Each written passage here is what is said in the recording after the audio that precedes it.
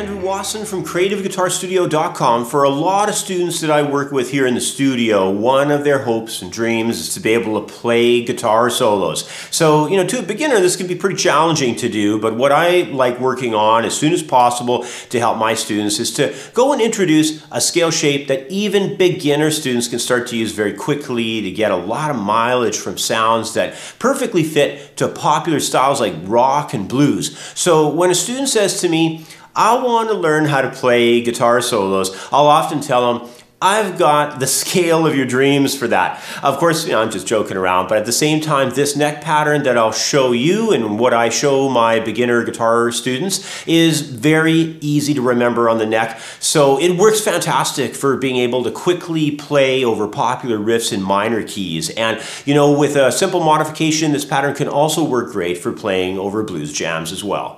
Well, our first shape is an outline of two rectangular boxes that organize notes from the minor pentatonic scale. Now, minor pentatonic is a very popular scale for soloing. Its tones are the root, minor third, perfect fourth, perfect fifth, as well as the minor seventh. So it's some of the real choice tones out of the natural minor scale. And the shape that I'm going to start off here to show you is the first shape of two octaves of the pattern that I'm going to cover. And when both of these shapes are developed on the neck, they work great for rock progressions or really any kind of minor key jam that you're working on. So here's what the first pattern looks like and how it's played across the fingerboard.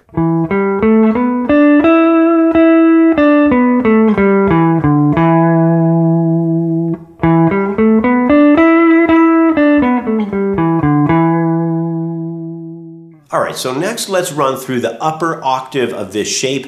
It's going to be located on the three top strings, and keep in mind that these are all the same scale tones as our first shape, but now they're located up into the next register higher of the neck. They're one octave higher. Let's check them out.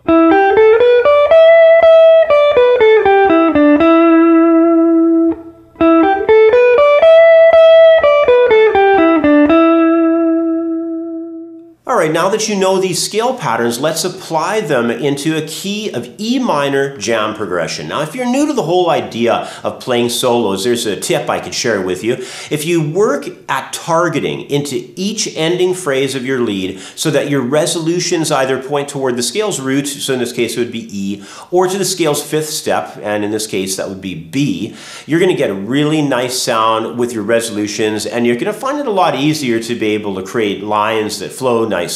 Now I'm going to jam over this riff that I got for you right now and let you hear what kind of chord tone targeting ideas will sound like when you jam on this E minor track. And if you're interested, you can download this jam track for free over at my blogger page at creativeguitarstudio.blogspot.com. So right now though, let's do some jamming on this phrase and have some fun.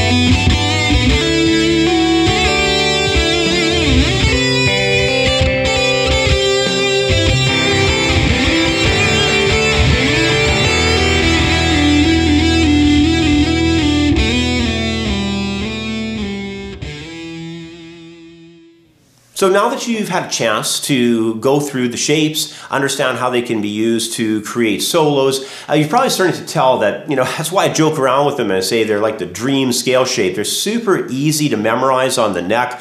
The notes of them, when you're playing over some kind of a minor jam like I just showed you, they sound really great. And, as you work further at developing these patterns, you also are going to be able to start modifying them so that they work well over other keys and other music styles. It really doesn't matter what kind of music that you're playing, as long as the chord harmony is from the color of a minor key, because, as long as that's the case, you're going to be able to use these shapes to be able to play over those kinds of chord changes. And the best part of all this really is that these shapes are easy to memorize on the neck. And when you're able to target your resolutions into root notes in the scale's 5th degree, your skill for phrasing melodic lines with these shapes is going to start to feel easier and easier, which also means that your solos will start sounding, better and better as you keep practicing.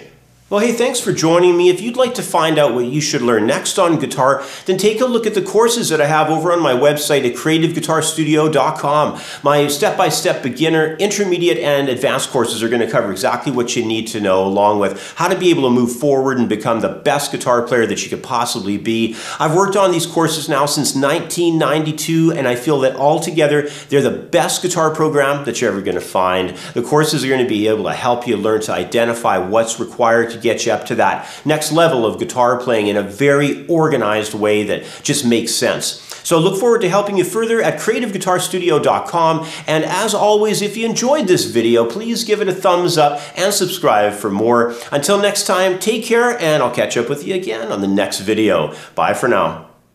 When it comes to online guitar lessons, there's no place better than creativeguitarstudio.com. General membership to the site is always free, and paid memberships to access our step-by-step beginner, intermediate, and advanced guitar programs are offered in reasonable monthly and annual packages. Skype lessons are also available if you need more specific instruction one-on-one to discuss the finer details of your guitar playing.